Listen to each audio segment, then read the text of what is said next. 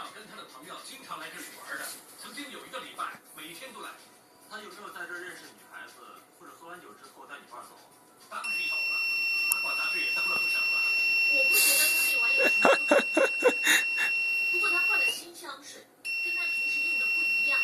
我当然不相信他会做这种事。怎么说也是名门公子，一直都有很多美女自动送上门。难道没见过女人呢？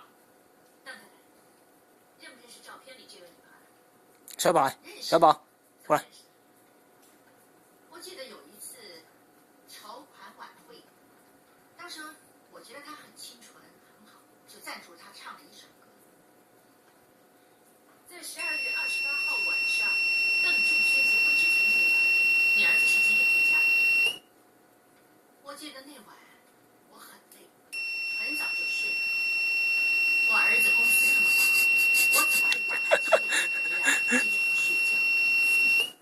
我也明白，那些八卦杂志把我的儿子写得很花心事，其实那些报道啊，全部都是虚构的，一点都不真实。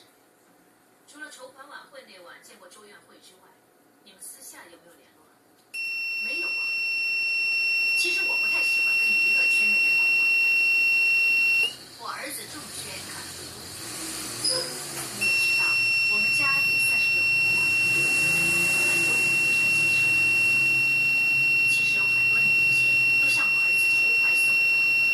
不过我不是说周小姐，仲轩是我的儿子，我很了解他，他绝对不敢做这种事。希望你还能够查清楚。放心吧，我们一定会查清楚。